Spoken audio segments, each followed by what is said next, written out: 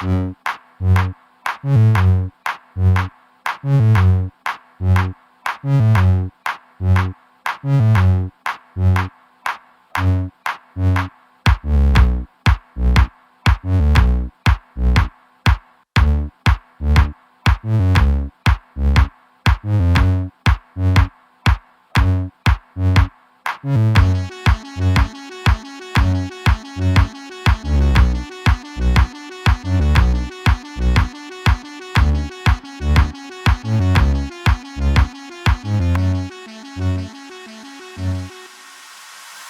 YouTube. Why am I saying hello, YouTube? God damn it. Hello. Welcome back to another episode of the Backrooms Podcast. Today, we're on floor fucking, I don't know, 37.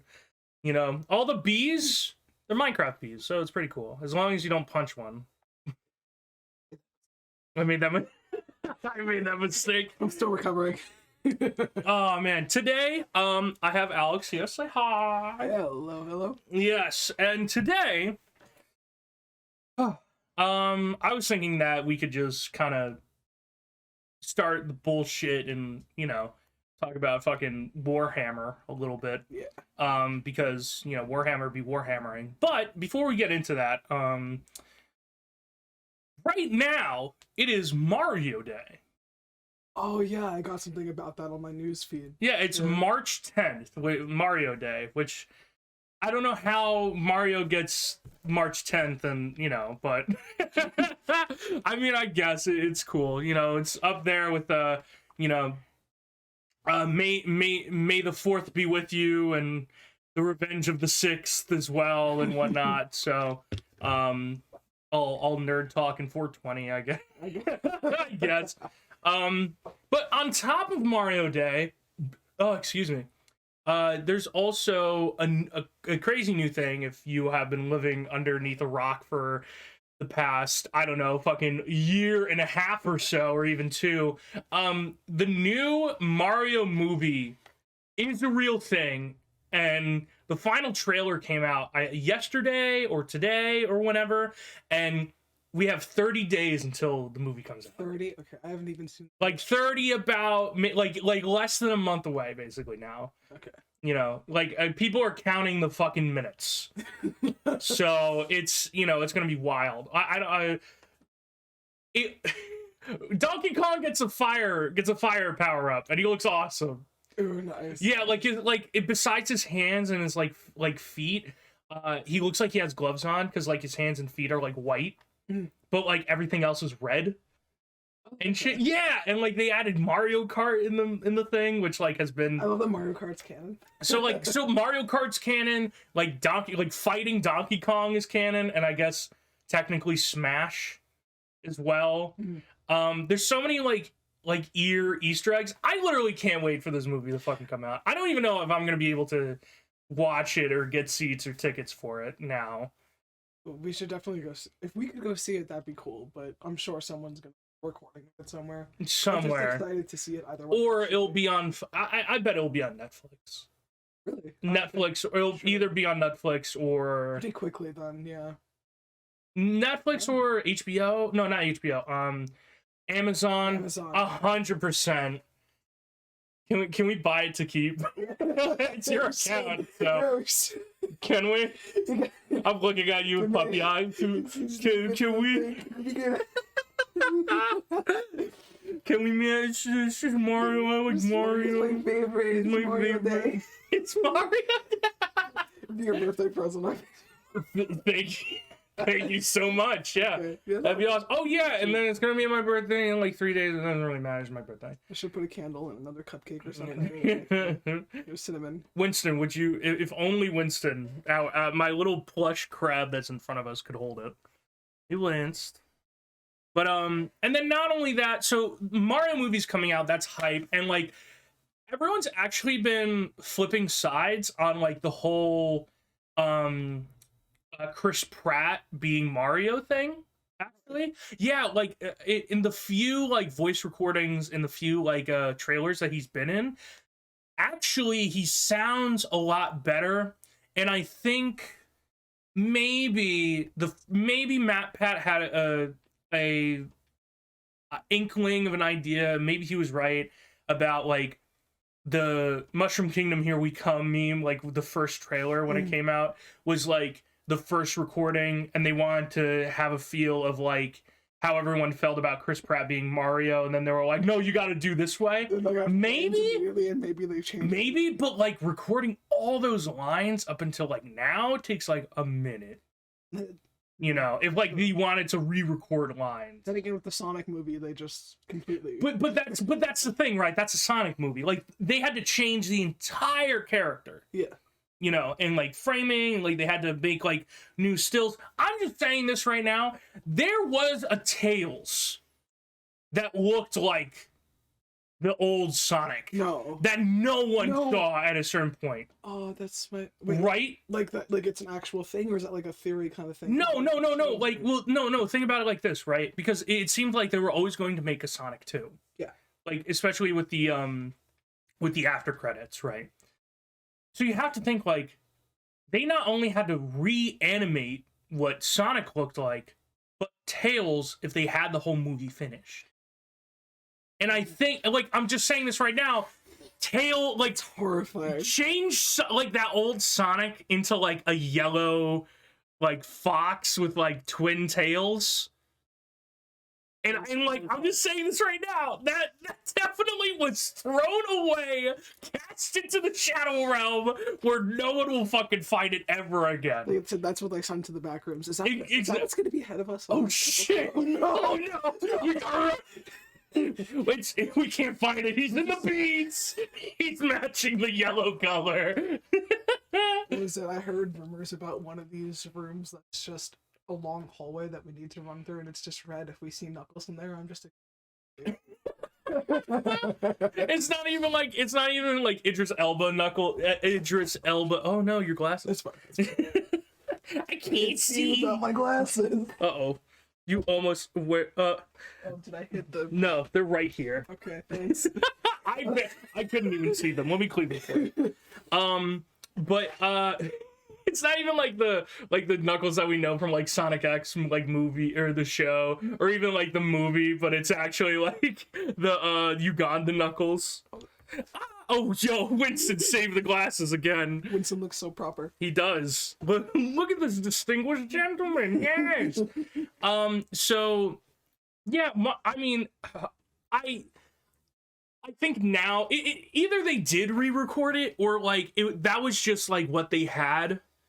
And then, that's just, like, one part of, like, the movie. Like, the thing is, like, every movie has, like, an up and down of, like, of an actor. Yeah. Right? Unless they knew it was intentional and they wanted people talking about it. Yeah, exactly. I mean, I don't know if Illumination is that smart, where it's like, oh, we make all this gossip and whatnot, and in reality, they're like, but you don't even know. When in reality, like, Nintendo's like, no. Let them cook. Let them cook. And they, you know, they've been cooking ever since fucking they've been putting out all this shit for the Mario movie. It's just like every single trailer has like one-upped itself, and it's crazy. I don't even know like what the main premise is. I hope they make a second one. If they make a second one, I think Illumination. Yoshi wasn't confirmed. I don't. No. Yoshi wasn't confirmed. Okay, Yoshi will definitely be in the second one if he's not in this one. I hope so. Some fucking Super Mario Galaxy bullshit. I need to see Bowser Jr. I believe, if I'm not mistaken, that they did in the new trailer leak something about like a Koopaling. Ooh. So yeah, I think Bowser Jr. like might be a thing. Imagine seeing all the Koopalings animated like that. That'd be so cute. I love the Koopalings.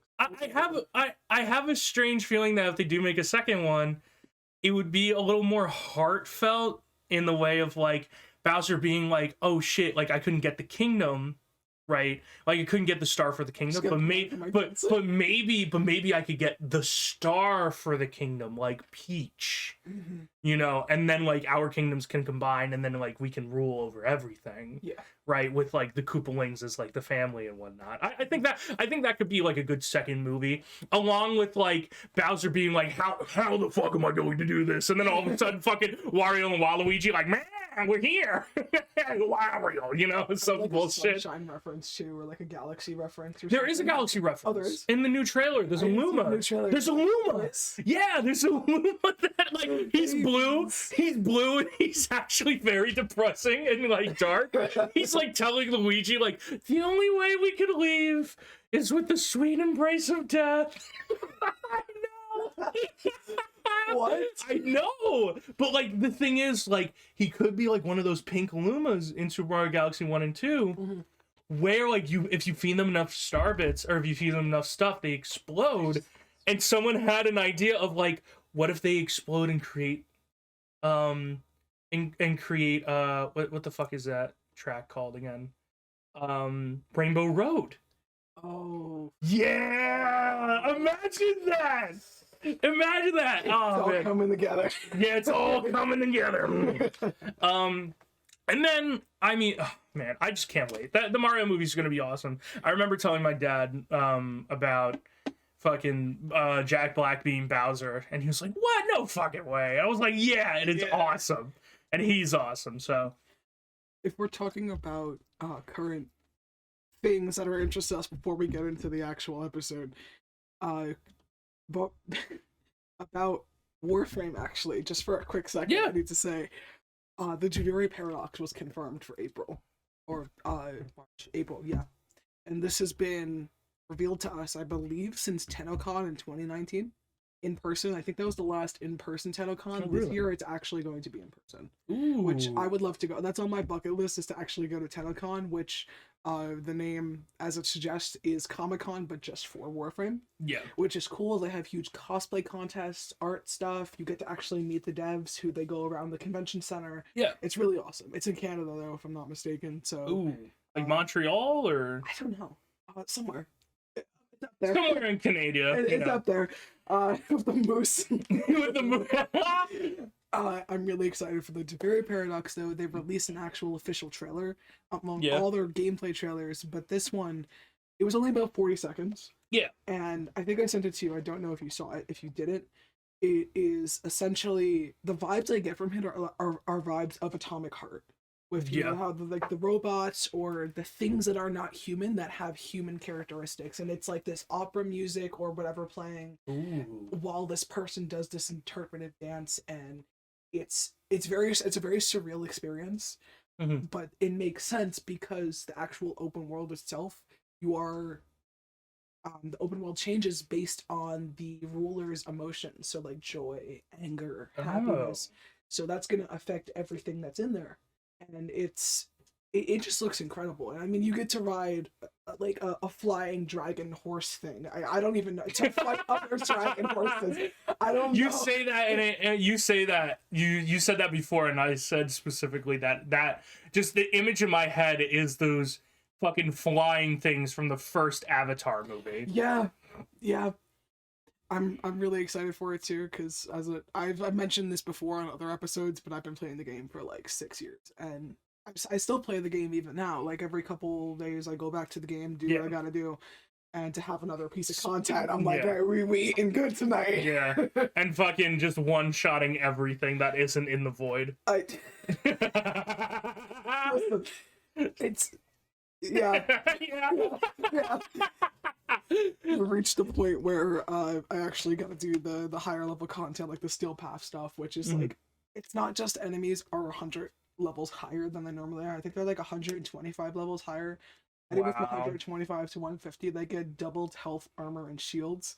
And the armor is even more interesting because armor scales exponentially. So it's just like it is. Everyone becomes a juggernaut, and you can't do anything. It's like round 100 on fucking zombies. Like round 100, and you have just a knife. And you just you got a knife. You don't even got any ammo in your gun either. You're on fucking town, and you can't fucking do shit. All you have are the Gallic knuckles that have been like become dust after fucking stage 20, and you're just like, God damn it! All I got are these grenades, and I got no ammo, but I'm doing it. A grenade in a dream. In a dream. All that is. I'm very excited for it. I really am. And then one more thing that's coming up, and this is more between you and I. like in what we like, because I love the Mario, you love the fucking Space Ninja. Yeah. And now we are a podcast of just like general information and general stuff that we like. A new album is coming on to April 7th. Hope by NF.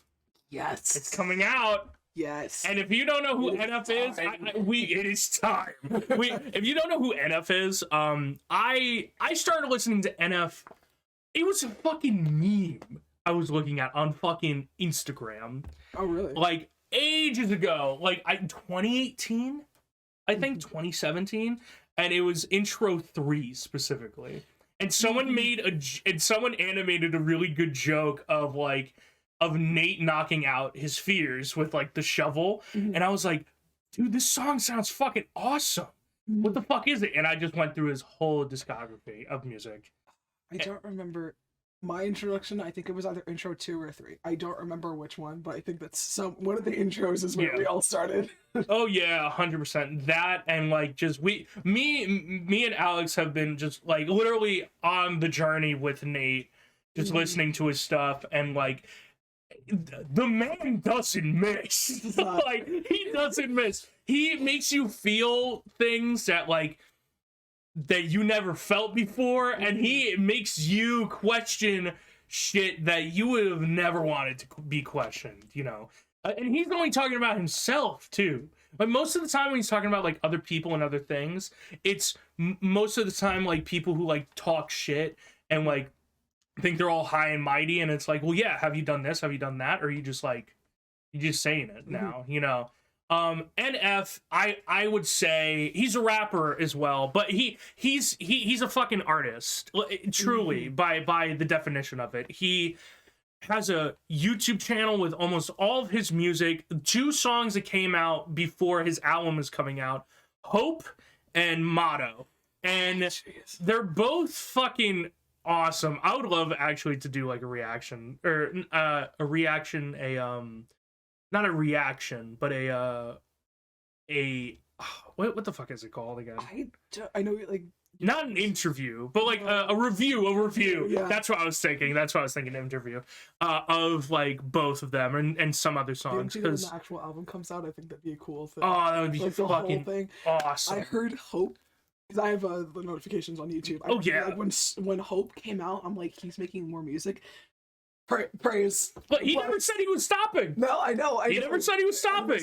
He's one of those creators where it's like he puts out music like every like 2.5 years, but it's that like quality versus quantity type shit. He leaves and it's like, what the fuck is he doing? If you go to his YouTube channel and like you look at these music videos, even like older ones, you're like, holy shit. Like he in the search, he specifically says, am I making movies or music videos? And it feels like it.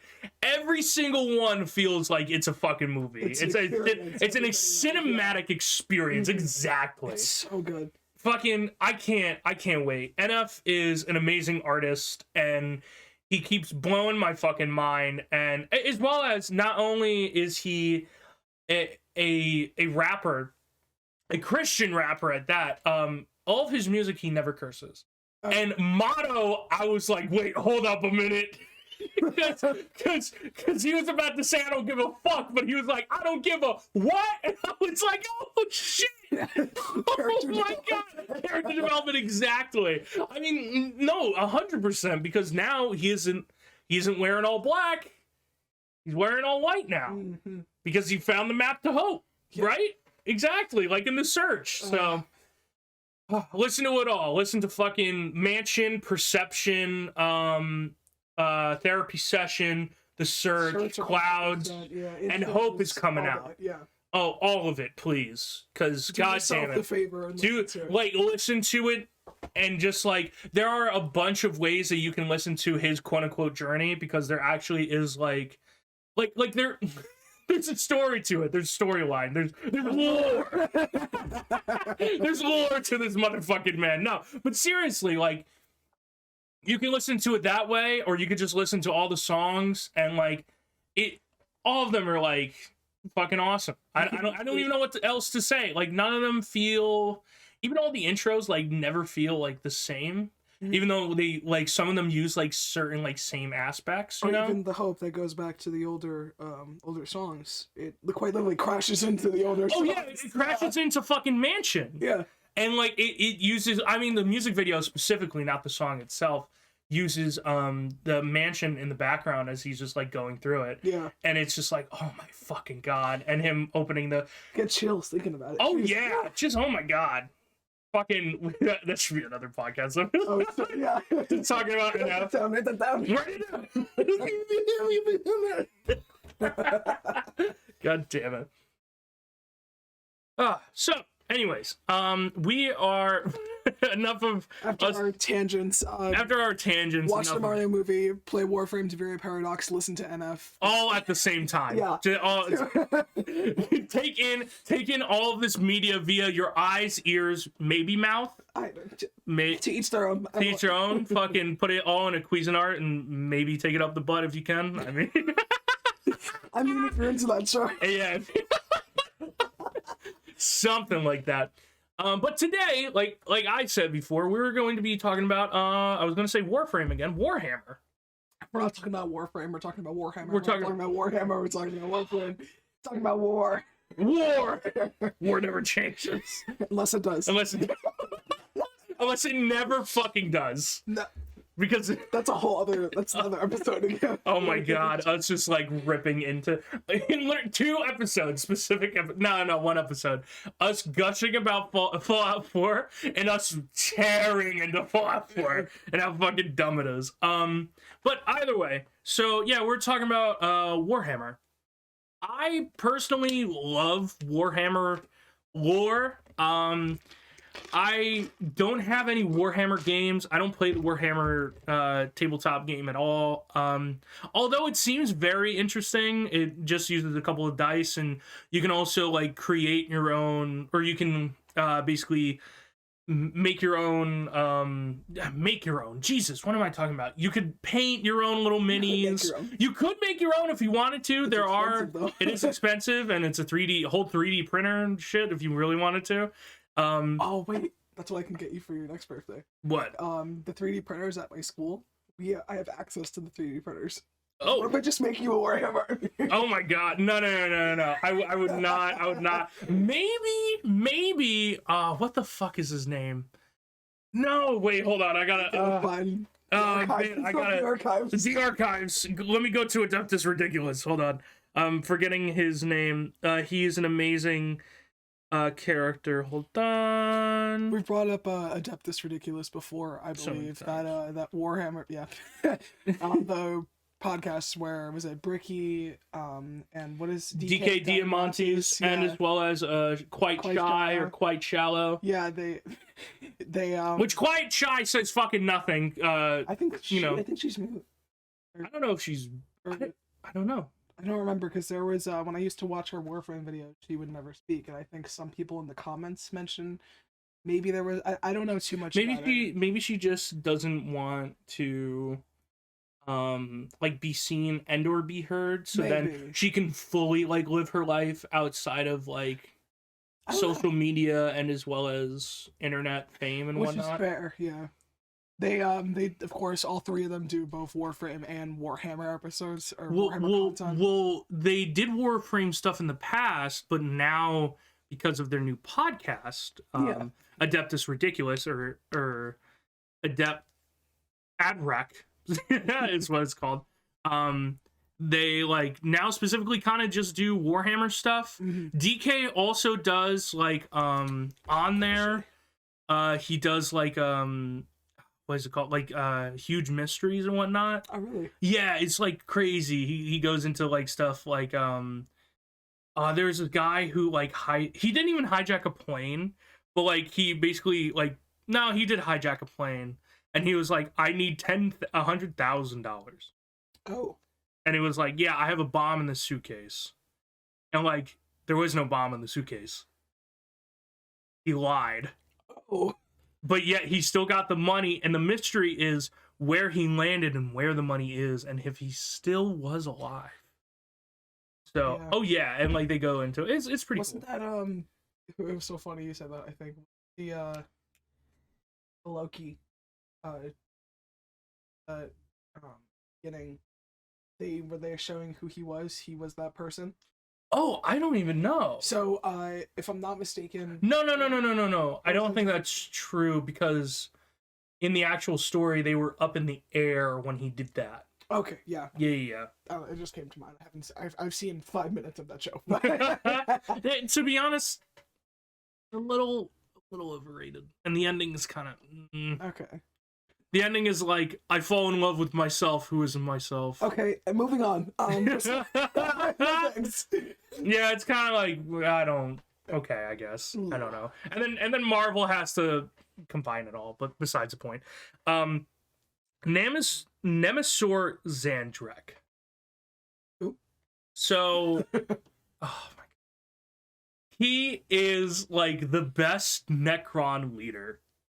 To be honest, Necron, I'm interested. Yes. Continue. Okay, so if no one knows what the Necron are basically space Egyptian robots, soulless space Egyptian robots, who basically, in the beginning of their lifespan, died because their whole planet was like just stricken with like just radiation from their sun. Mm-hmm. They lost their souls because they basically were like, we need to do something about this, and we need to get metallic bodies and these things that were called no, I can't think of their name right now. It's gonna come to you after the podcast. It probably will, to insert be honest. picture here in your They basically came in and were like, hey, so we can make you bodies. And so they made them bodies, and then they went through biotransference,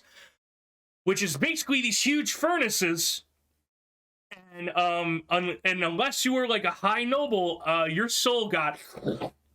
Oh wait, no, sorry. Your soul did get, but unless you were a high noble, you didn't keep your like actual like brain function. Like you didn't like you basically became like a mindless and soulless robot. Awesome.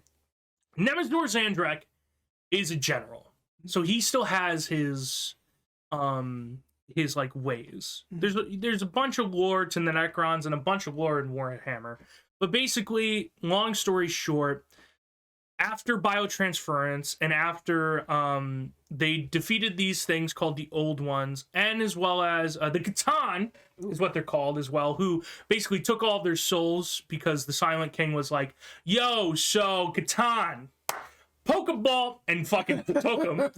Master Ball. Yeah, Master Ball. I mean, I don't know if you know this, but he sits on a throne that is powered by a Catan. Oh. Yeah. Neat. Yeah. And the thing is, in game, this is like the few things I know in game, when he dies, his throne explodes and the Catan gets out. And the thing is, because he's shit at shooting in melee, you kind of just like put him in the middle of like everyone. Everyone shoots him, and it's just like, EO, I explode. And you could actually pay enough points in game to like just make it happen if you wanted to. Yeah, you could just make him a suicide bomber if you wanted him to. Yeah, Nice. Yeah, exactly. But Nemesis Zandrek he's an amazing fellow. I think he sounds like Papyrus specifically. No, I'm not even gonna lie, because basically after the Catan and whatnot, all of them went to sleep. They went into this thing called deep sleep, the great sleep.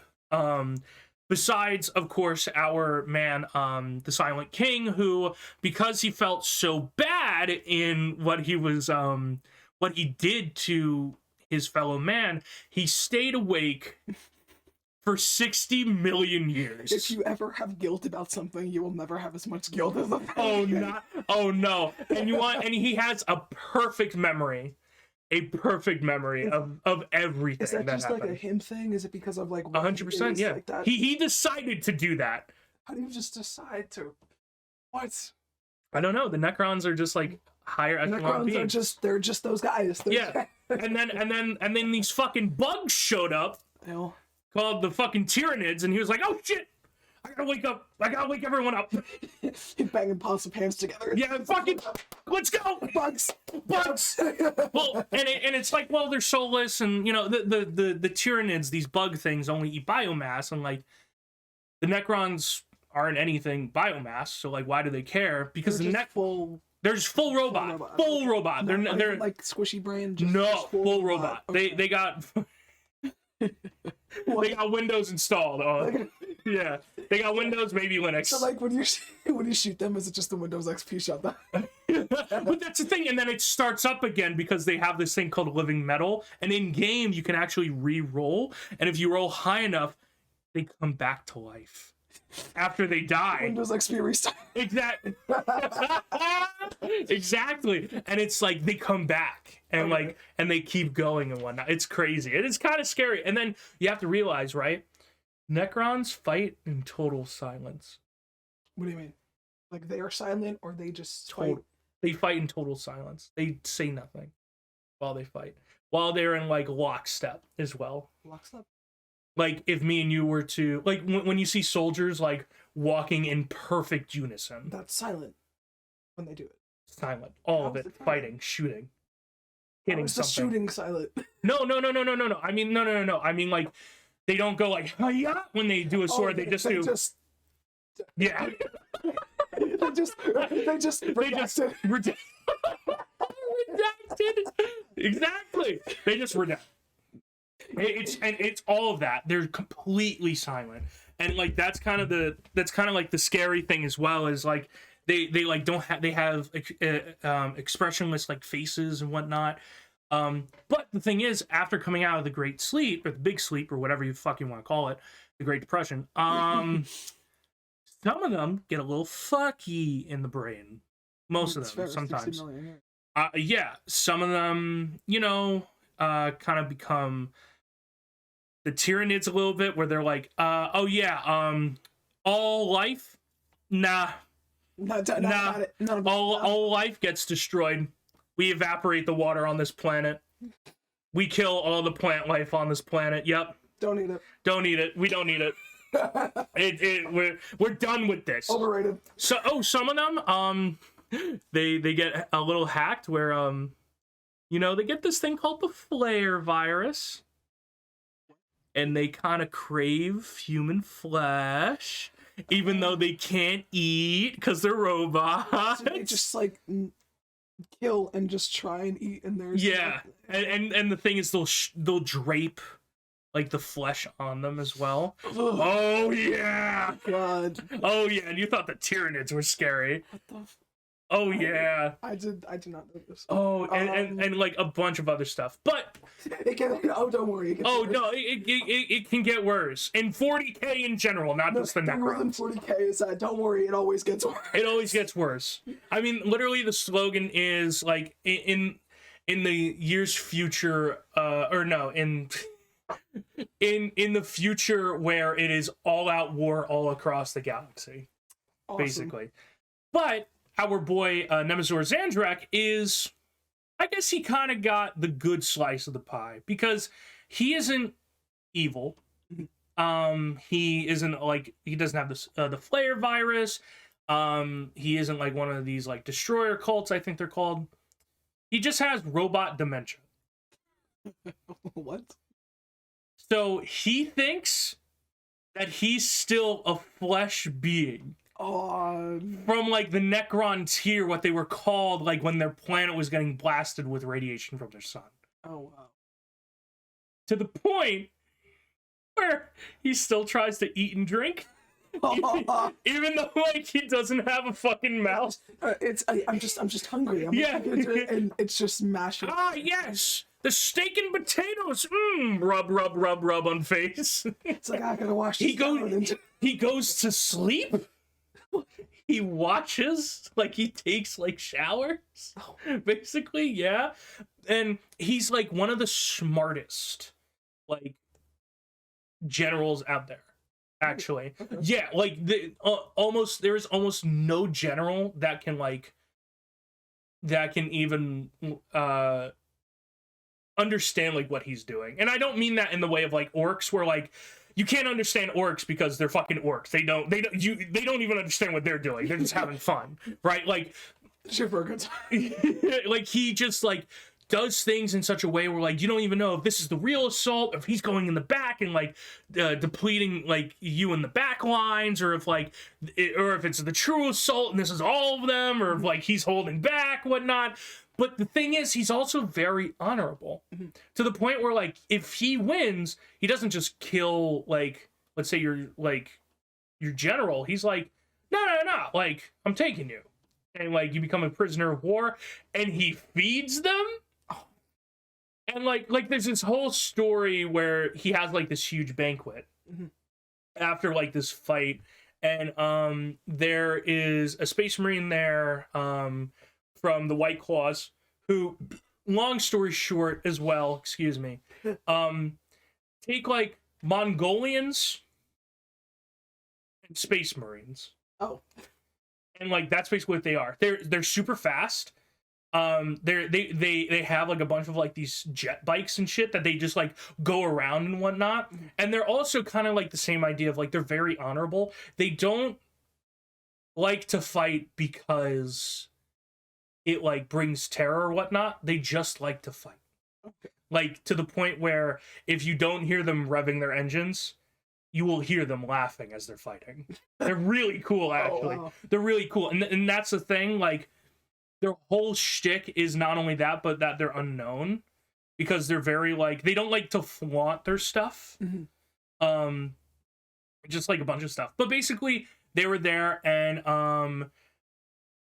Nemazor Zandrak also has a good friend of his called Oberyn, who basically is more or less, like, the very serious, like, okay, yeah, POW, oh, Zandrak, here's a blunt, go outside, don't worry about it, slice POW, throw them away, because there's no need for them. Yeah, true. Right? And so... Zandrak is just a good guy. Zandrak is a really cool guy, like, he is, you know? He is. And like I said, he's very honorable. It's like a butterfly, and then you just throw the POWs into the ocean. Yeah.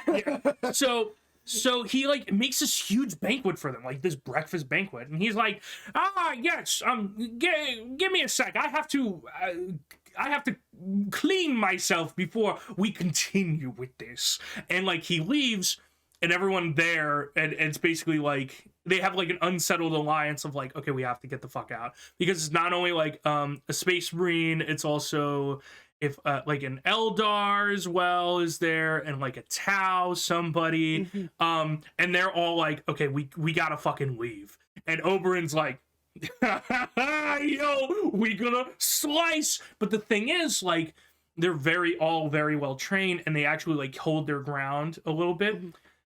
Little did Oberyn know that Nemazor Zandrak was watching the entire time. Oh.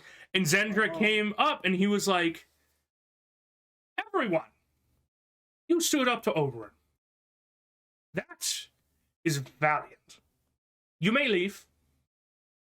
And he lets them fucking go. What? He lets them fucking go. And Oberyn's just looking at him like, what the fuck? And he's like, what are we gonna do? Just let him go. Yeah. And then that captain of like the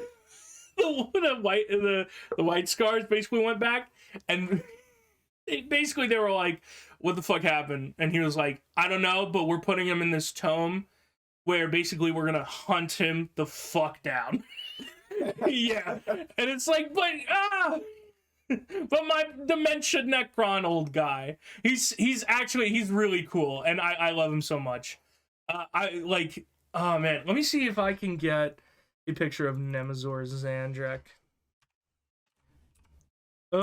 Well, how the fuck do you spell it? Just start typing things in and just hope for the best. It's like Zon. There we go. This lad. Oh wow. This lad right there.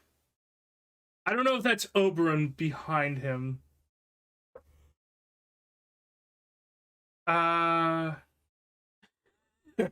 Disguise, dear friend. Oh my god. As one of the peasantry in order to make my way down without being bothered. Wait, I like this. So that... Okay, that's definitely going in the video. Oh, because of this. Oh, come on. God damn it.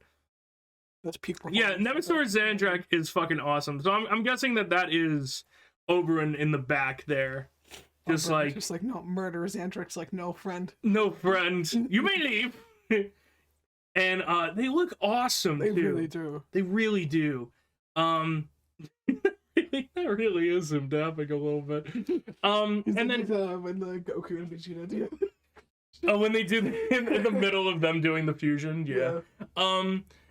And I mean, there's a lot more of like the Necron lore that definitely could go and dive into, but I'm trying to think of like another thing that Zandrak did.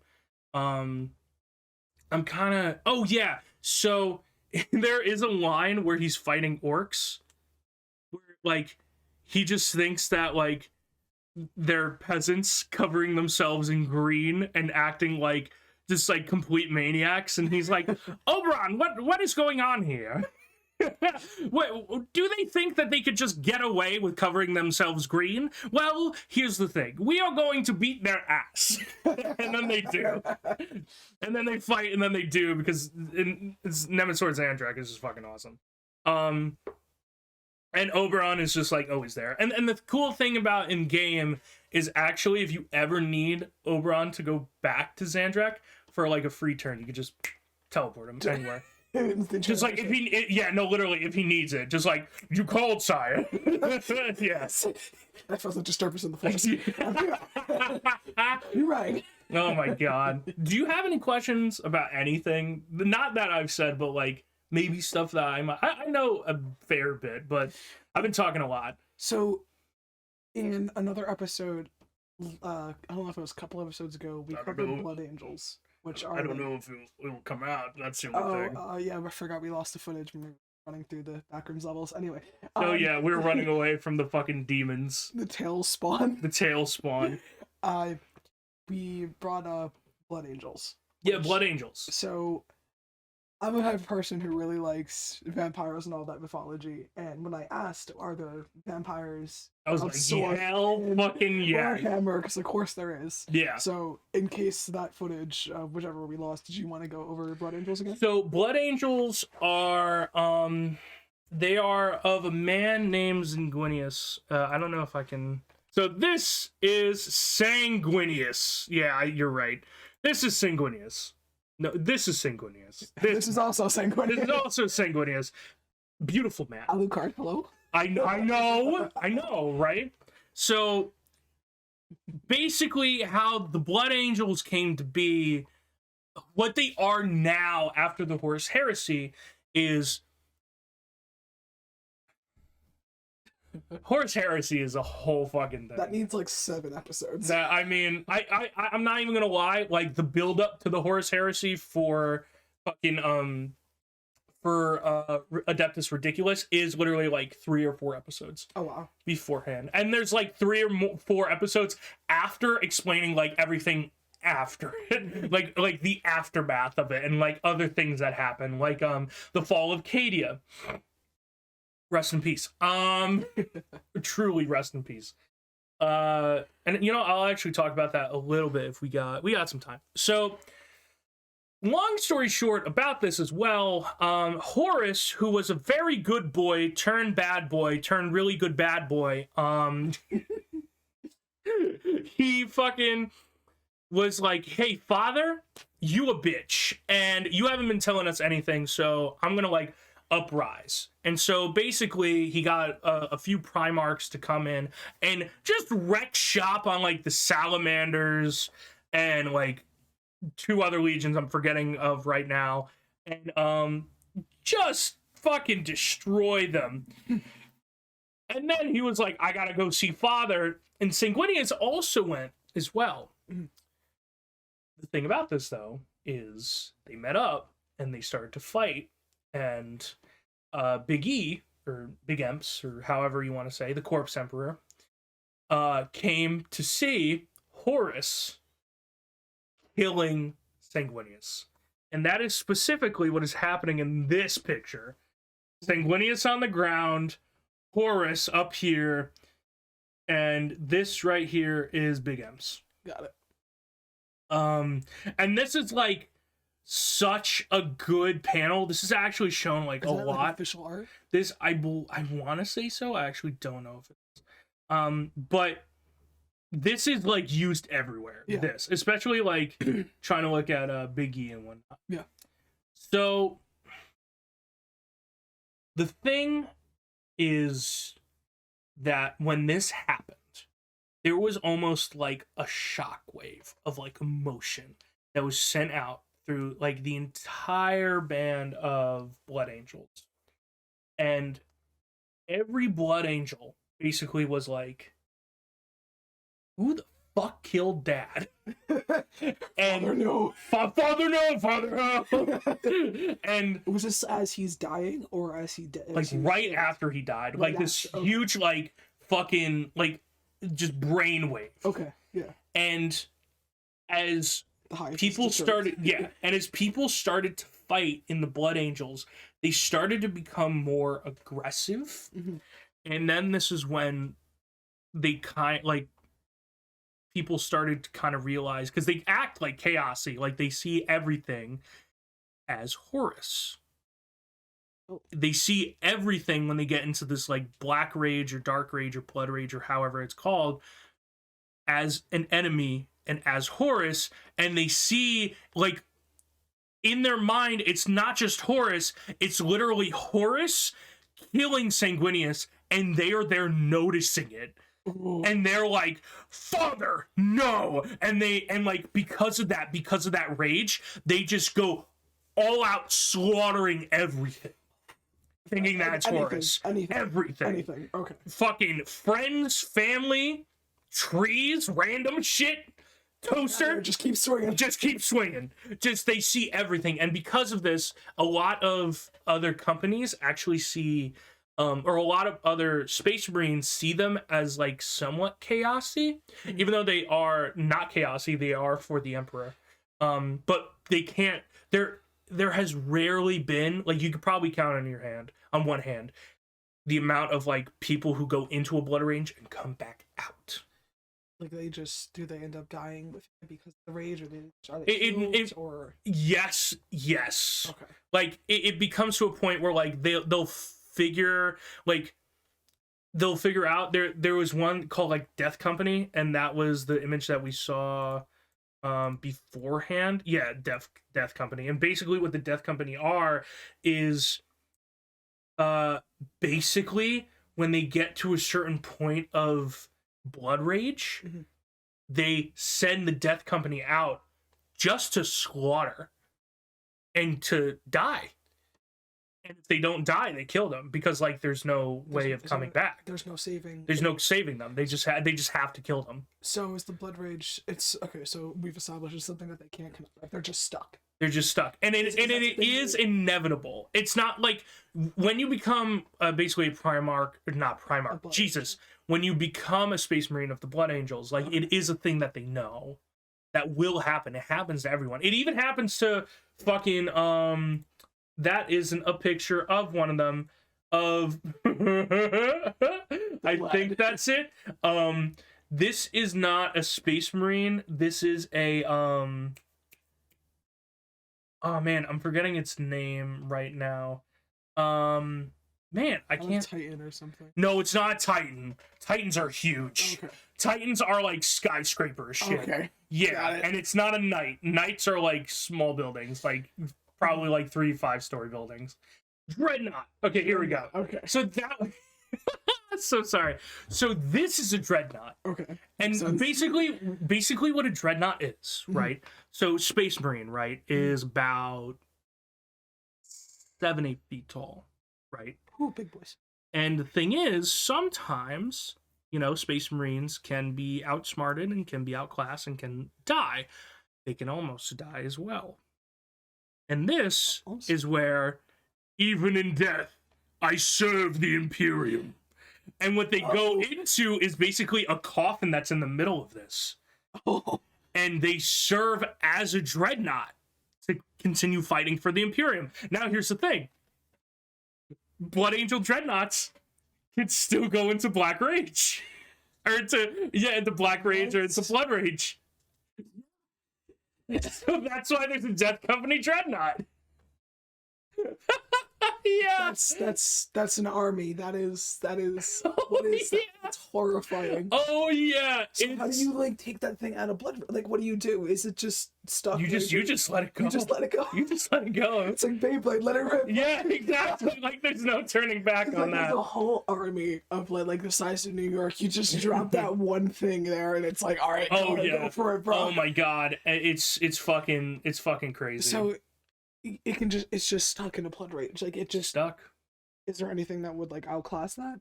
Outclass it? What do you mean? Like something that would be able to like take it out of Blood Rage? Not take it out, I guess destroy it. Oh, well, no, there are. I mean, like orcs are fucking orcs. Like you can't like even a Blood Rage can't like even one of these dreadnoughts going into Blood Rage can't stop a whole fucking war, which is literally like millions upon millions of like of orcs just like coming in and just being like, we are fighting for the same thing and we believe we will win, which I've explained this to you before. Like the power of imagination is like one of the few things that orcs like have, and it's kind of this thing where it's like if enough of them believe in something, it is prone to happen, you know. And it's not like some bullshit, it is some bullshit thing, but it's not like it's bullshit, but not how we think of it. Yeah, a little bit. And the thing is, it's like they're so fucking dumb that if they were smarter, they'd like be ruling the galaxy. No. Like if they were smarter, then the power of imagination wouldn't work as well and as much as it's working now, because the three things that the orcs like and love is fighting, eating, and fucking like it's just that's all that they care about. And like because WAs are just so like our imagination is just so strong, and they just start building a bunch of shit and whatnot, like something like this doesn't like stand a chance, especially when like they also repurpose dreadnoughts and make their own dreadnoughts where they can like control it. Oh wow. Yeah, they can also, I believe if I'm not mistaken, like make their own knights via like knight parts. Oh wow. Yeah, they're not like we make thing from ground up. It's like we make thing we salvage and we make thing. You know, their thing, our thing, communism, comrade. So yeah, the orcs are just so fucking they're so dumb, and I love them. Yeah, they're literally the comedic relief of Warhammer, and I love it so much. It would be cool if you want to would be cool if we could get an orc in the new Warhammer game. Ooh. Yeah, what was it? Dark Tide. Dark Tide? Okay. Yeah, and Dark Tide, like as a new character. I don't know if they're gonna be adding any DLC. I hope they do. I hope they add like more missions, more characters, maybe even like more cosmetics and whatnot as well. I know, like, I don't know if the game is like still as buggy as it was before. Yeah. Hopefully it's not, but it does look very fun. Once you get your computer, I can't wait to like play with you, and maybe Trent and Tammy as well. I would really. I think I would totally be the zealot, either the zealot or definitely the fucking Ogren. The like fucking the one that's like the Ogren that's like fucking 8 foot tall. And you want to know something? What? They got around. Do you know how dumb Ogren are? No. I need to scale how dumb are Ogren. So you know how dumb orcs are? Yeah. Yeah, so let's take that like a step lower. You can go lower than orcs. You can kind of go lower than orcs, yeah. like orcs may, to be honest, orcs probably know how to count to like the number 10. And Ogren barely know how to count up to like 5. They don't know what a number is. No, like they're they're very obedient though. They're taller and bigger than orcs. How big are orcs? Orcs are like 6 foot, but the thing about orcs is like they have like a hunched neck. So You know how like Junkrat is actually like 6'6" Yeah, I found in Overwatch. That was crazy when I. But the found thing is, he's always like, nah! Like he's always like Gremlin mode, squatting, yeah. in gremlin mode. So he's like a foot or something shorter. Mhm.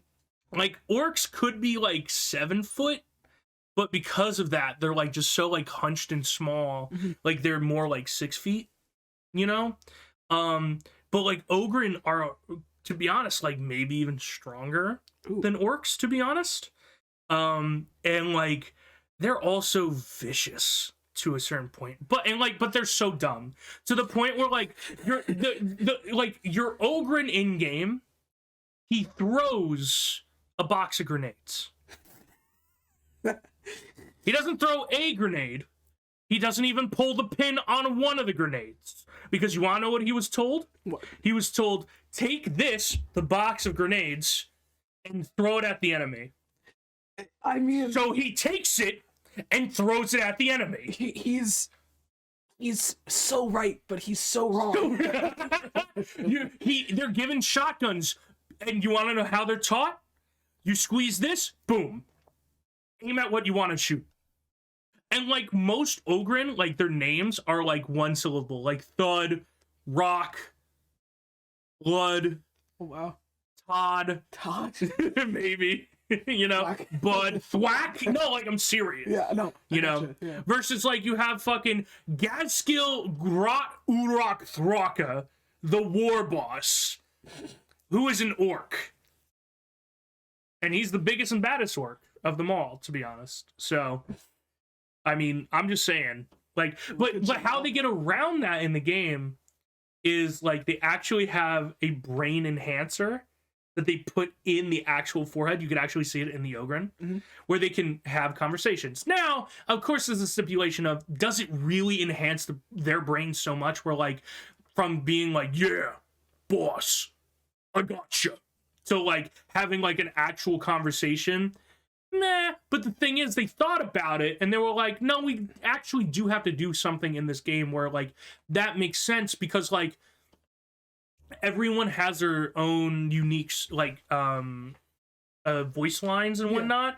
And so like the zealot will be like, this is for the emperor, and then all of a sudden everyone's like, shut the fuck up, you zealot, you know. Like but they all have like their own voice lines and whatnot. The only one that doesn't get shit on is specifically the like the guardsmen from the Ogryn. Oh well. Because Ogryn see guardsmen as like higher ups, and so they take like control. So when like when you accidentally like shoot the Ogryn or whatnot, it's like, I know you were just trying to aim at something else, boss, versus like everyone else being like, if you shoot me one more time, I will zap lightning at your ass, you know. Yeah, oh my god, There's a missing point. But that's just like this the voice lines like in game. It's such a well thought game. So this is Darktide, right? Darktide. So I was trying to look up some like races or some characters that you could play as. Is it like you kind of choose your own race kind of thing? Well, there isn't like a race. It literally a group. You know what I mean? It literally is like a class. Like the Ogryn is a class, even though the Ogryn in 40k lore is a race. Okay. There's something called a ratling, which is like, think of it as like, I would say like a gnome, maybe a hobbit. There are squats who are dwarves. You know. And then the Ogryn, which Ogryn, yeah, you know, and then of course you have the Eldar, who are the elves, but like everything that I've said besides Eldar are humans. Like they, like after 40,000 years of like just living, like humans have, they're called abhumans. Like they've branched off and made their own, or not made their own, but like have grown to be this thing because of evolution. Yeah. You know, same with like, there's like 6-legged horses. Like their hooves are more like claws. Horrifying.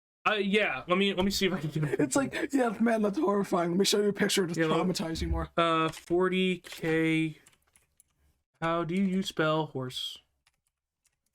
There's like an O in there. I don't know.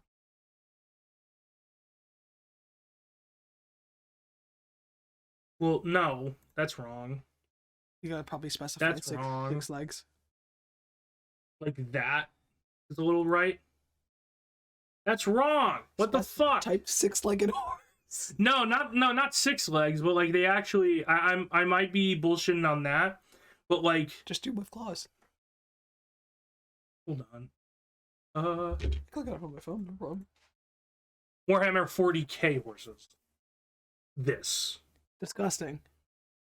Well, But like as you would think, like as evolution continues, I guess like, for different terrain and stuff. like it kind of makes sense. Exactly, like horses are a thing that are still used in like games and whatnot. Oh, that is Adeptus Mechanicus. That looks really cool. But like, you know, that's a no, goodbye. Space Marine on horseback. Jesus, how are you not breaking the back of that horse? But yeah, so what was I saying? Oh yeah. So Eldar evolution, yeah. So there isn't like races, it's more like classes. Okay. You have the zealot, you have not the marine, you have the, what did I say? The soldier or the guard. You have the zealot, the guardsman, the ogrin, and as well as you have the magic boy. It's the psyker. Mm-hmm. You know. And psychers are like, they range from like, if trained well, like, you know, Gandalf Hobbit shit, where like they, you know, like, yeah, and like they like shoot shit through like their wands or hands or with their minds, to like, if they're not and they're mentally unstable, like range shit. I love Borderlands. Yeah, like they become like these horrors of the abyss. Mm-hmm. To a point, you know, like it gets scary to a point. Mm-hmm. And like that's no joke with the with the one in the game, but the one in the game, like there's a German one that just like sounds so fucking crazy, to be honest, and I love it. And then there's one where they hint at like the Emperor being their lover. Oh yeah. Which is like heresy, like double time. That's heresy cubed. Oh yeah, heresy cubed. Yeah, and it's just the game itself is it doesn't just look like Warhammer. It feels like Warhammer. Like a constant fighting sort of thing. Yeah, it's Left 4 Dead. Okay. Type deal where like zombies come, but you got to get through this shit. You got to get to this point. You got to do this thing. So is it just a survival game of sorts? Is there like a story? Survival to a point, story to a point. It literally is like you are a band of... Have you heard of GTFO? It kind of has the same idea of it. Okay. Where it's like, you guys are prisoners.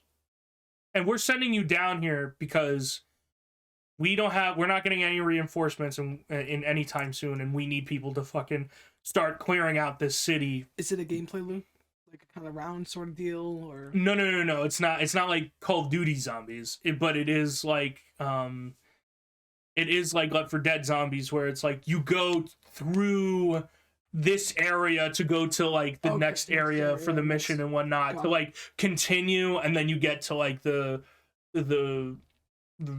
how would you say, like the point where it's like, okay, there's no point of return, but once we get this thing or put this here or whatnot, then we can leave. Yeah. You know, there are mini bosses, but like you're dealing with like the zombies of Nurgle, and Papa Nurgle, let me tell you, is all about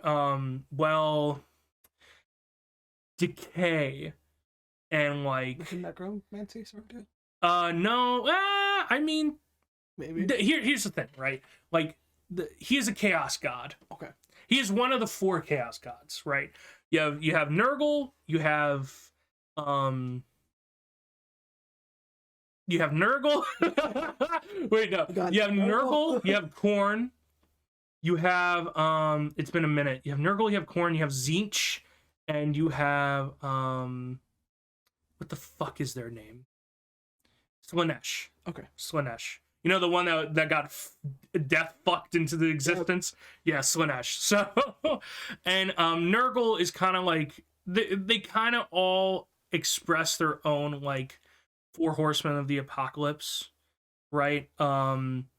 Where you have, like Nurgle is all about pestilence. Mm-hmm. And about basically being, like, icky and sticky and, like, gross and whatnot. But, like, he's kind of like, how would you say, the idea of there is an end, right? Like, there is an end to the suffering and whatnot.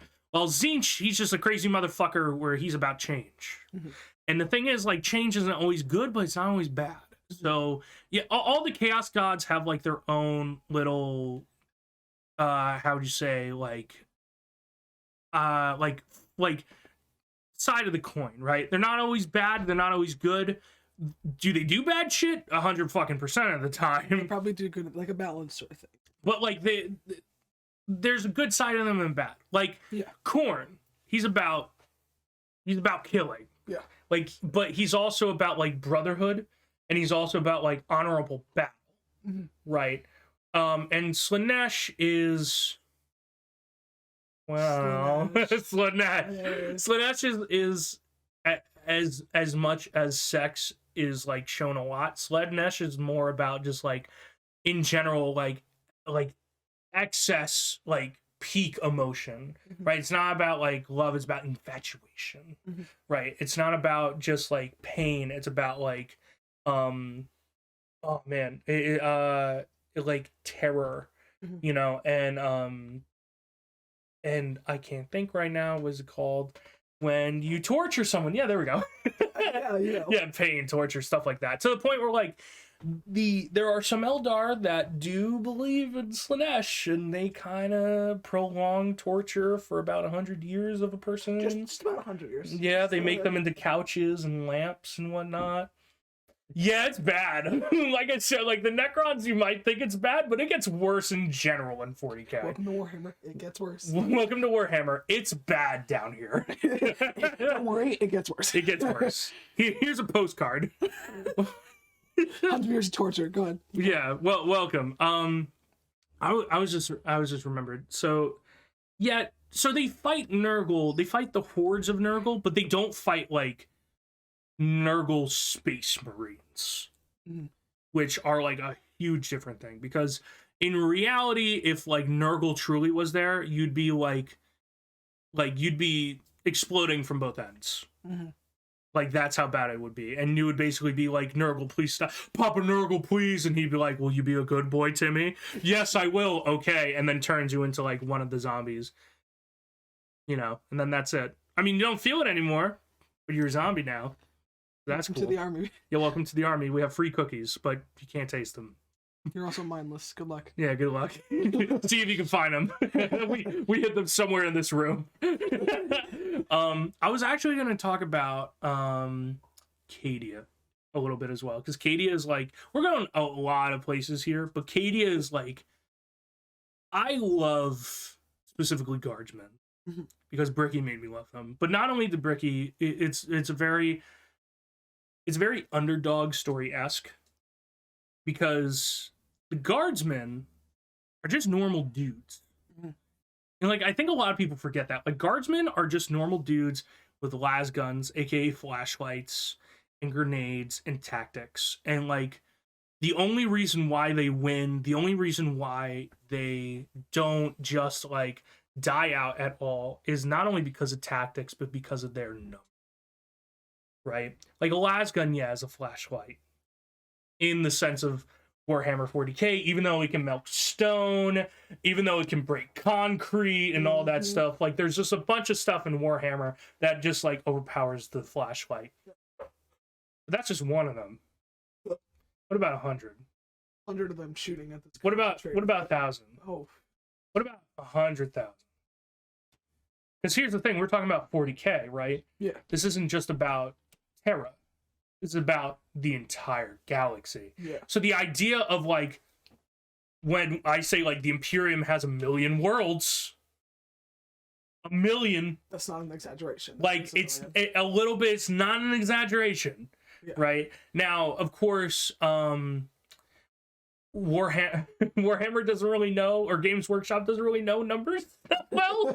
So like, is a million like crazy when it comes to the grand scheme of things? Probably not when it comes to worlds. But like, when I say that like 500,000 troops come in onto this one world to like fight against like whoever, that's not like a crazy thing when you think about it. Yeah, in the right? grand scheme of things, that's in the grand scheme of like the galaxy. In the grand scheme of infinity, it's not infinity. Yeah. Hold on, we're still just in the galaxy. Yeah, we haven't even talked about like Andromeda. Like another galaxy. I'm getting war flashbacks. we're not even talking about where the Tyranids might. I did. You saw the light fade from my eyes immediately when you mentioned that job. We're not even talking about like where the Tyranids might have come from. Yeah.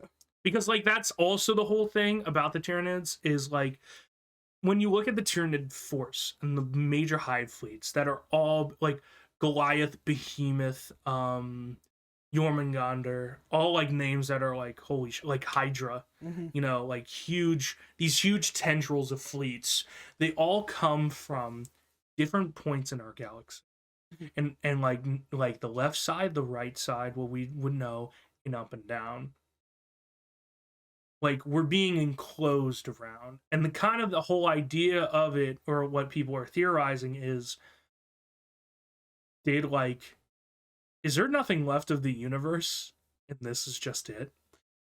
Oh, that's horrifying. Right? That's horrible. Or where are the Tyranids going? Like, are they just going to enclose everything? Or are they running away from something else? Like, why are they coming specifically this way? Ooh. Right? Like, there's a lot of questions, and I love the first one. Like, we are the last bastion in the entire universe. You know? I know. Oh my god, I know, right? It's scary shit. Tyranids are scary as fuck. Not the scariest thing, I don't think, in 40K. I think their concept is scary. Oh yeah, 100%. 100%. There's memes around them, but Cadia. Why? I love the Guardian because they're very simple. They go against the Tyranids, knowing maybe their odds are literally like 1,000,000 to 1 compared to the Tyranids. But you want to know something? They stand in front of the face of the Tyranids and they fucking have their brass balls out, giving them the fucking finger and shooting lasguns saying, fuck you, get this shit.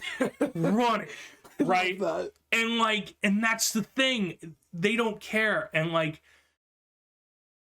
Cadia was at one point like, there was this rift in space when basically Slaanesh was made. And it connected real space to the warp. And the warp is like what Brickia said, and what I'll always say is like the nether, right? If you move some odd distance in the warp, you actually multiply that by like, let's say like 100 or something like that in real space. The only thing is, the warp is full of demons. And demons from Tzeentch, Nurgle, Khorne, Slaanesh, all of them. And when you open up that zipper in real space, you're letting all that shit come out. It's just eldritch tentacles like reaching out and all this. Cadia is right on the doorstep of that zipper. What? Yeah. Like it's right there. It is right there. Ugh. And it has been defending that point ever since that zipper has been a fucking thing. And it's only a planet of guardsmen. And the thing is, right, they like laugh at the face of the enemy because they've been dealing with demons since the beginning. They've been holding back all this shit since the beginning. Oh, did not know that. Okay. So when it fell, Cadia fell, and I mean like, oh no, the planet wasn't overrun. The planet broke from the core. Well, this guy named Abaddon, how you break a planet is you throw a massive ship the size of a moon in the middle of it. because basically Hail Mary, bro. because basically this chat of a man named Krieg fucking came in like he survived like Krieg is a normal guy in his like 40s, and he came in with like a fucking he came in with a fucking chain sword and traded like 5 blows with Abaddon, who is a Primarch. Do you know that? What's the one thing where it's like just swinging at the Primarch? Like he traded 5 blows until Abaddon was like, "You little bitch," and like backhanded him basically. just taking the scars, and it's like, "Excuse you," and just. Yeah, and was just like, well, I mean, traded not like he like hit him, but like he was like parrying stuff. Yeah, and it's like a normal guy, just some dude, Chad, fucking tungsten balls, as being wheeled around, like that's his weapon. That's his weapon. Just, it's like holy shit, right? And he isn't dead. Krieg. How is he not dead? Well, this guy named oh no, Trazen the Infinite was like, hold on, bud. Infinity is still on your way. And pokeballed him to his vault. Wait, what? Yeah, Trazen the Infinite is a Necron. And Trazen came in because on Cadia, there were these pylons that were Necron pylons that were actually made of this thing called Blackstone that actually affect and hinder and the influence of the warp. And what they tried to do was turn on all the pylons to actually close the zipper. Ooh. But the thing is, because Abaddon is a sore fucking loser, and what he basically did was flip the fucking table of the chess game by sending his fucking black ship into Cadia. For what reason, though? Because it was his 13th Black Crusade. And every other crusade, even though he's been doing shit, has failed. And this is the only one that has won. But the thing is, that's not really his fault. It's really Games Workshop, because like he's seen as the big bad, and you can't really have the big bad winning, right? So like, Abaddon is an actual like really cool character. I'm not gonna lie. One that like after Horus died and whatnot was like, we're going to make a brotherhood for the brotherless, which is like an amazing concept, to be honest. And like one that will fight like the Imperium as well. But like, because Games Workshop is like, well, you are the main villain now, and we can't just like have you win. So like every Black Crusade he's lost besides this one. But and that's the thing. It really was like he was losing because of Krieg. He was losing because of the Necrons, and he was losing because of all this shit. So he was just like I said, fuck it. Flip the table, threw the fucking black ship into Cadia. Hey, it's like, wait, was it Abaddon, right? Yeah, Abaddon. Abaddon. It's like, oh, haha, what's under there? Haha, underwear made you laugh, and then he crashes the ship. Yeah, exactly. Mom, Abaddon flipped the table again. And here's the thing. Remember when I was saying it was becoming shut? Started to open. Oh no. And when I mean open, I mean like tore open. Like Abaddon took the zipper, and instead of zipping it all the way, just took the seams and ripped it apart. Okay. And now like half of the galaxy is not a part of the Imperium anymore. They're dark. Because the warp has like fully opened. Basically into real space almost. What do you mean dark? Like dark, like gone? Like they can't talk to the Imperium anymore. Like dark, like gone dark. Yeah. Oh. Yeah. No more communication with Imperium, basically. So if half the galaxy is now dark, can't they just? Isn't that going to spread? No. It did stop. Oh, it stopped. So Yes. but anything that was there was lost. Like any communication specifically. There are planets that would be in like the in between of like real space and non. You know, the warp, did it just kind of move forward? So it like the zipper, zipper opened and then it was stretched and then it like the seams broke of it. Okay. And it was like open to like even bigger than what it was before. Okay. And then yeah, like he's basically and the thing is like after all this shit was happening, Krieg was like putting people on ships, his own men, and he was like, go. I'm staying here. And that's when Trazyn, like, as he was on the ground and he looked up and Trazyn's like, where are you going? Infinity is waiting for you. And Pokeballed him. And now is in Trazyn's vault. Wait. So he's not dead. But he's not alive. He's not with us. Until maybe in the future when Trazyn needs to use him somehow or whatnot. What's Trazyn's vault? Like, if you could get, like, what is it? Just like space? A gallery of stuff that has happened in the past. Basically, it's a time capsule of certain events, certain historic events, historical figures, historical landmarks, reenactments of like actual battles, a bunch of shit. He has like custodians. He has like basically like a few custodians like Pokeball. If you don't know what custodians are, so Biggie, Primarch, got it. Custodian, got it. And then like you have Space Marine. Oh, okay. Space Marine. Like custodians defend Terra. They're like probably 4 custodians equal a Primarch. I'm not gonna lie. Maybe even just 2.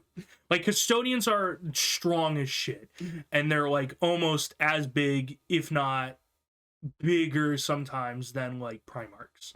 It's fucking crazy, and they're pretty strong. The only thing is, in certain texts, it kind of depends on who's writing the story, because sometimes it's like custodians are like 2 Space Marines combined, and sometimes it's like, no, they're fucking demigods. So yeah. Do we know anything more about this vault? Because like when you say like, is it like a box for each exhibit, like replaying this kind of thing? It is a gallery. Like I said, it is like a gallery that you could go through, if you almost like a museum. It's not like in a different space or time.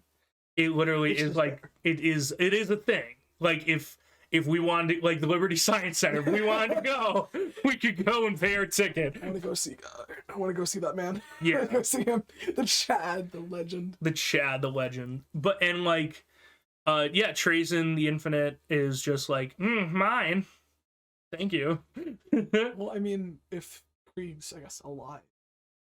I think he is. He is definitely a historical figure. I definitely think that he is brainwashed somehow. However, he is still alive. But this is the big thing about Cadia, is, and it is something that like fucking people who love and adore Guardsmen so much, is when Cadia fell, there was still las fire on the broken pieces that were being seen from Guardsmen who were still fighting chaos. As the planet broken. Was already broken. And the saying that they always say is, Cadia broke before the guard did.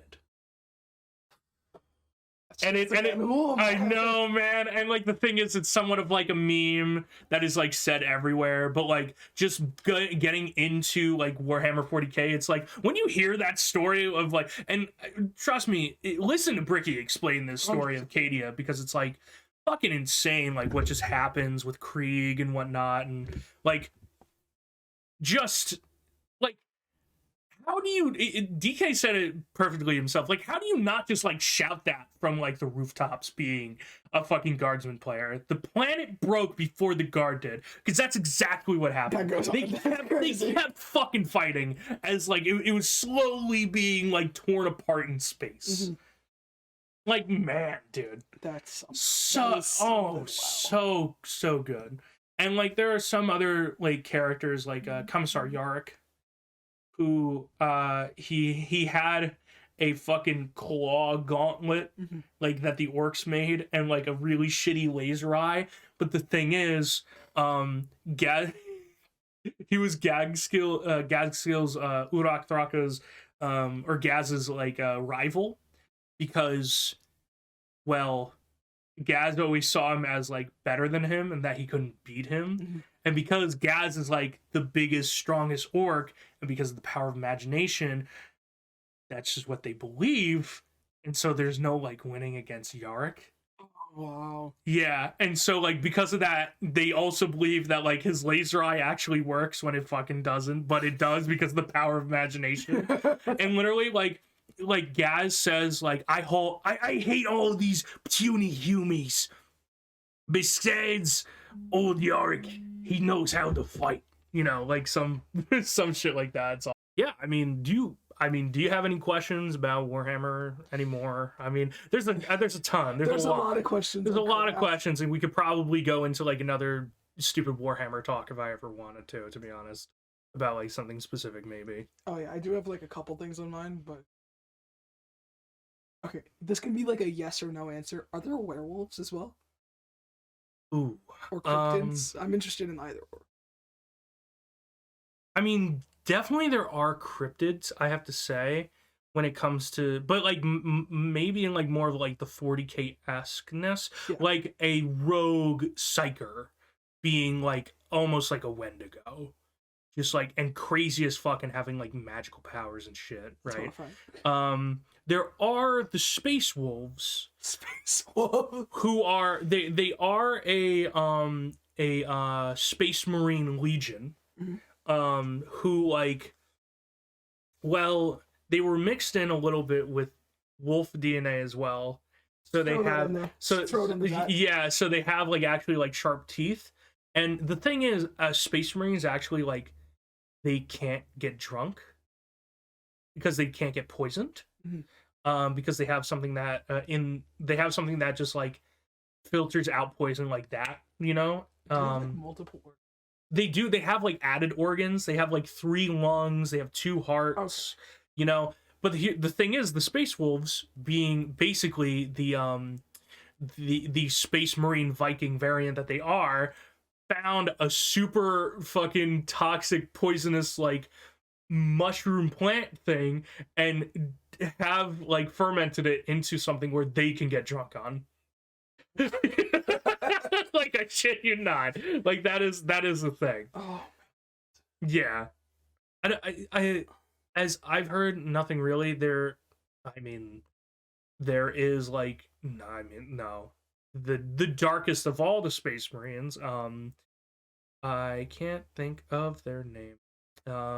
But Conrad Kurz was their Primarch, and he was, well, he wasn't the best guy.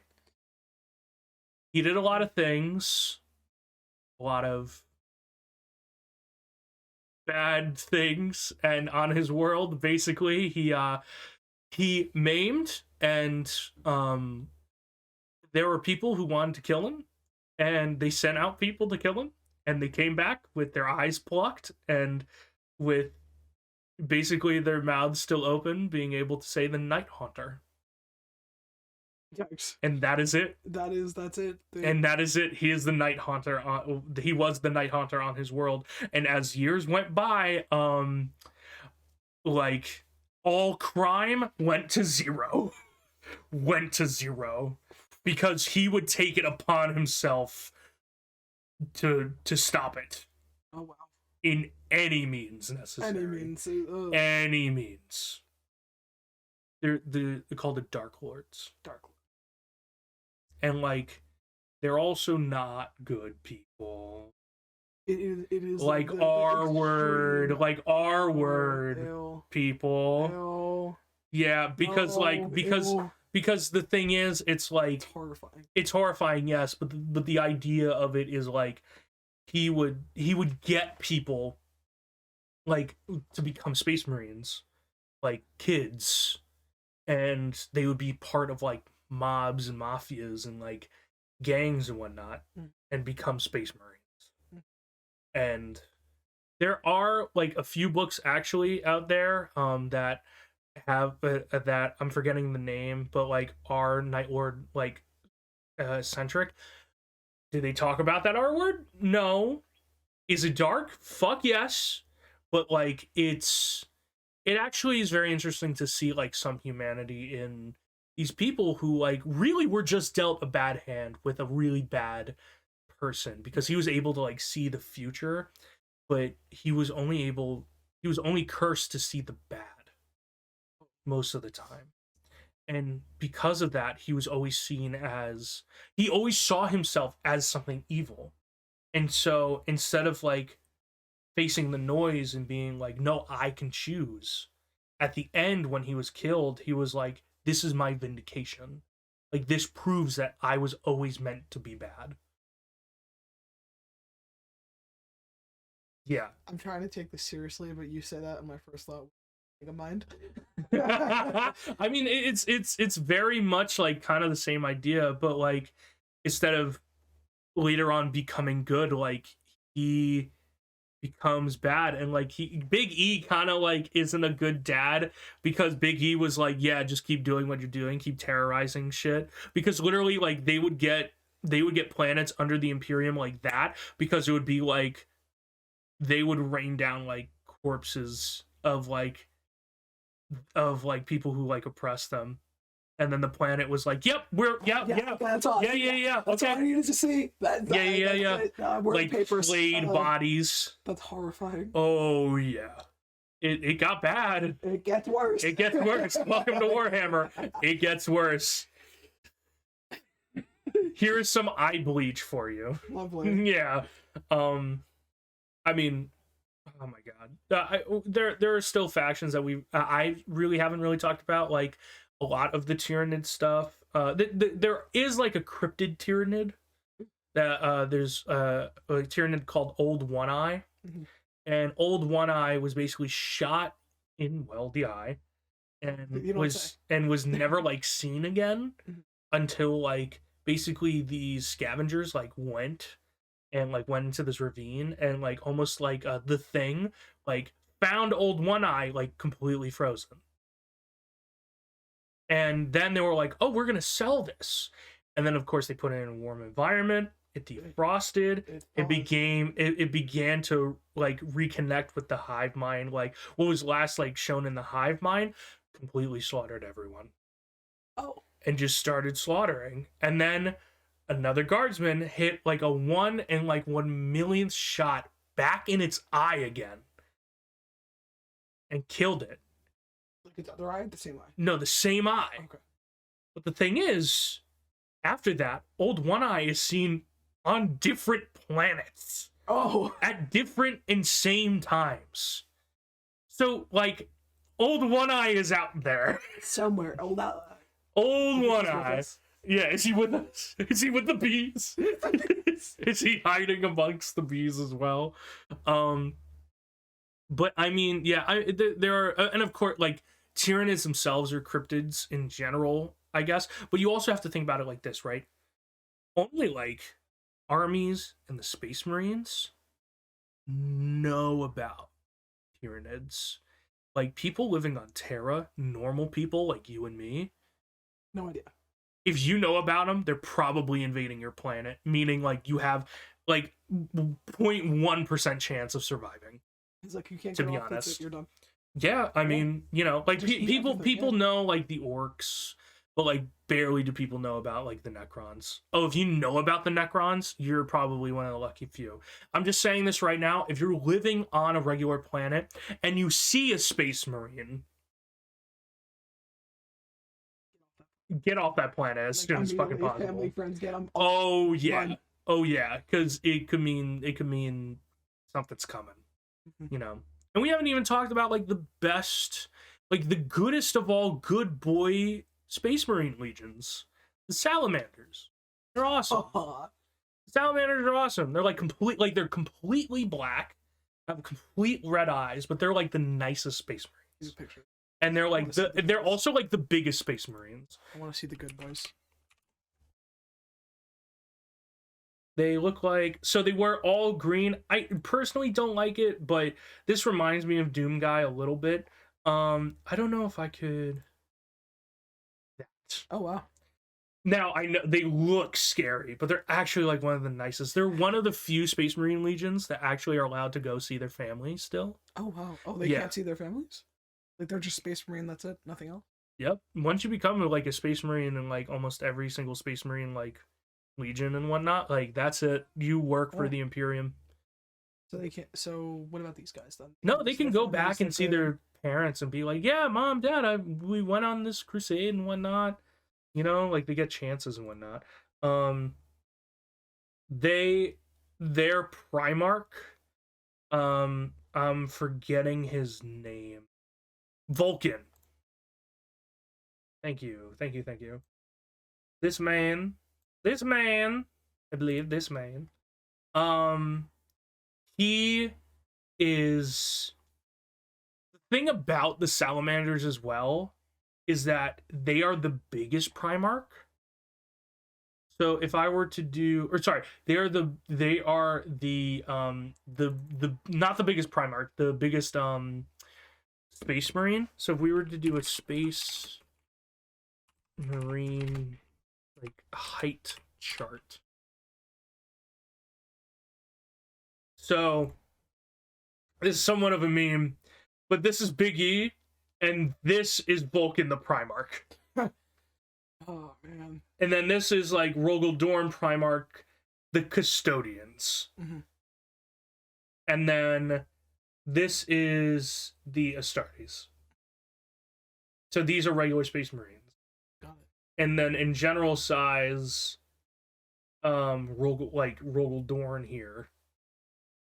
So yeah, and there's like a bunch more with the Primarchs here and whatnot. But like you get like, yeah, regular human being 6 foot. Love that. Awesome. Yeah, it's it goes to show just how like crazy it gets, you know. But huge. He's tall as fuck. He's 11 feet. Okay. Love that. Just like, how do we go from like 6 foot all the way to 11? I don't even know, but it's crazy. Warhammer. And he's like also the nicest Primarch ever, besides that one time where he set a child on fire. But he's the nicest Primarch. Yeah. And the thing is, like, actually, like, just in a silly mood. No, he wasn't. Oh. He was in a very serious mood, to the point where our boy Conrad Kurz was there. Oh. And the thing is, Conrad was trying to like make him do things like the Conrad way, and he was like, "Why the fuck would I do that? Like, why would I? Like, why?" And he got so annoyed about like this uprising and whatnot that he killed a Dark Eldar child. Oh. And the thing is, Conrad looked at him and he was like, "See, there's no difference between you and." Okay. And like Vulcan, like, and the thing is, like, Vulcan took that to heart, and like he really had like to do almost like this like mental inventory with himself. Like, is that really true? You know? And like later on he would realize like, fuck no, they are not the same at all. But then like I guess that also is like, for us, let's think about like all the Primarchs, Space Marines in general, could be like as much of like a dark force in like this galaxy as fucking Conrad, as the Dark Lords, you know. And that's kind of like the scary thing. And that was one thing that actually one of the Primarchs kind of thought, I'm forgetting his name right now, but basically he was like after everything is done, you guys are going to become lords. You guys are going to become like mayors and stuff like that. We can't just think about war. We have to think about what happens after it. You know.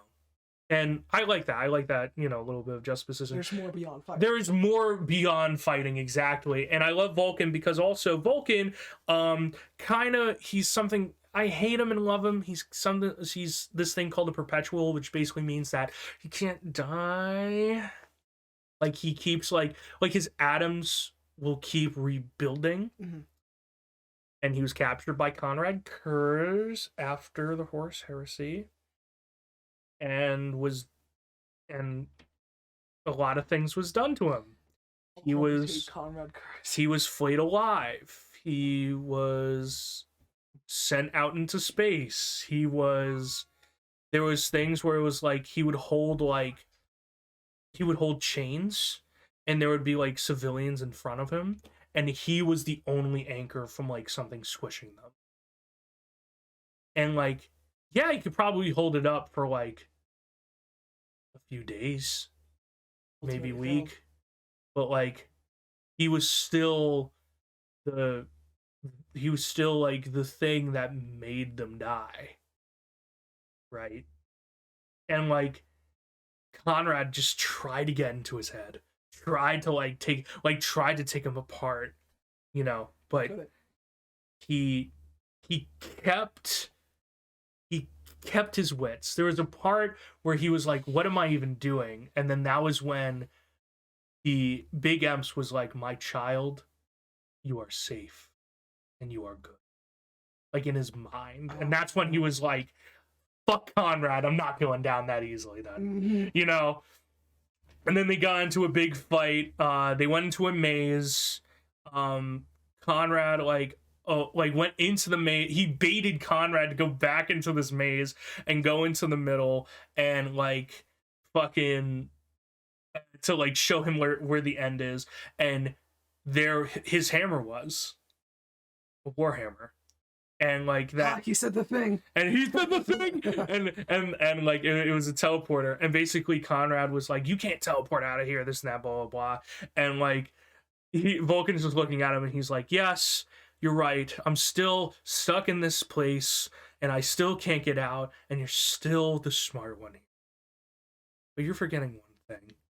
And Conrad leaned in closer, and Vulcan was like, this teleporter is also a hammer, and decided to beat the fuck out of Conrad. Oh my God. Yeah, to the point where like Conrad was like, and then he left. And now Vulcan's on his respawn timer. I mean, I shit you not. He tried to go back to the world with the salamanders. He didn't. He landed on the world. No, he didn't land on the world. He teleported to the world, not on it, in the atmosphere.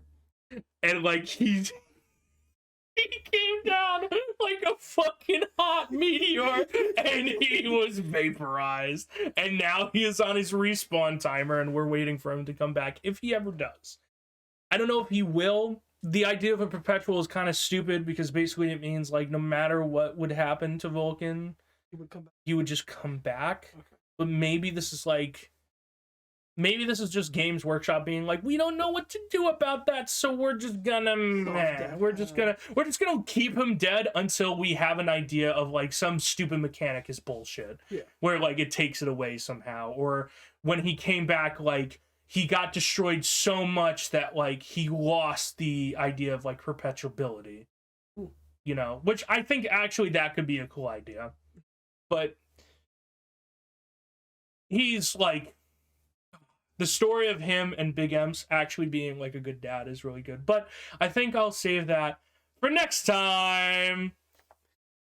Yeah, we're kind of going over a little bit. We're at an hour and like something. So okay. Yeah, no, it's all fine. I mean, look, all I'm saying is I love WarHammer, but next time We'll be talking about Warframe. The other war, the space war. The space war, but in the solar system, not the galaxy. Yes. And Alex will be taking the lead on that, and I'll be sitting here listening. I mean, Alex, where can these fine folks find you if you want them to find you anywhere? I'm gonna find me anywhere. I'll be honest, I don't have much of a social media presence. I'm usually doing my own thing, but maybe if I wanted to set something up, definitely could. I mean, I guess on PlayStation, typically don't add anybody, but if you wanted to look for me, Overseer Hunter is my gamer tag, and all I do is play Warframe and Apex with Benny over here and our other friends. Oh yeah, we do have to talk about Apex sometime. At some point. At some point. Yeah. The following episode. Where we can just trash EA again. And I mean, if you found me here at the Backrooms podcast, you know how it is. It do like a BKJ YouTube channel. And I'm fucking on Twitch, finally. Yes, finally. Big_Benny22. Fucking follow me, watch me play stupid game most of the time, and be stupid, I guess. Good thing. Yeah, we have a good time. But yeah. What's the next level we're going to? Usually I just kind of pick a direction and go. The map says West. West? Yep. I think that's level 7. More Winston! Okay, bye.